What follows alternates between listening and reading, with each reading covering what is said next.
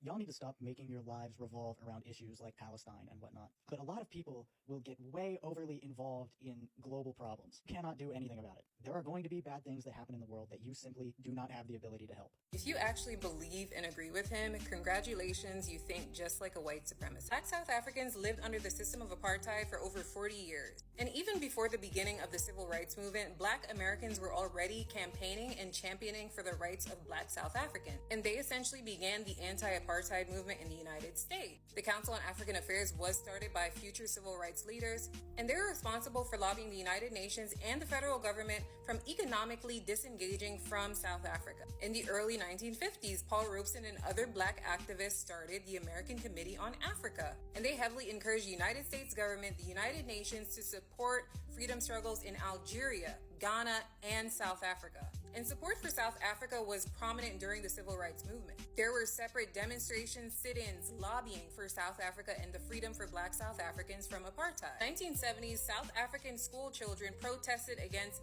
the teaching of Afrikaans in their schools. And white police response to this in South Africa was to unalive scores of these school children.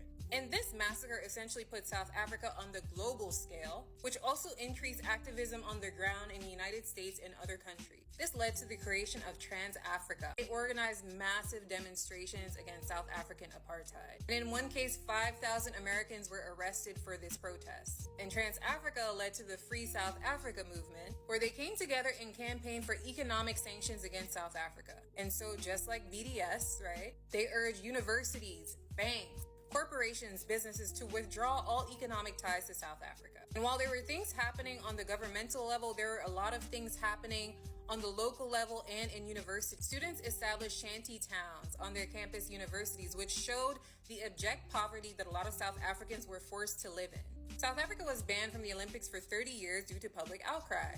And so we have all of this activism being done by citizens, plus the work of activists on the ground in South Africa, resistance groups as well, where many of their leaders were either shot or put in jail. The pressure became too much and apartheid was ended in the early 1990s in South Africa. And so as citizens, we're not powerless. There are more of us than there are politicians. Politicians essentially rely on us for their funding, for their votes. We have more power. We hold the power. But white supremacist ideology wants to tell us that we don't, and that working together as a community is actually not possible. This is also why racism, sexism, all these bad isms are constantly reinforced by white supremacists. And so if you believe that you don't have any power, you're wrong. If you want to use this idea for you to not do any work, then just say that.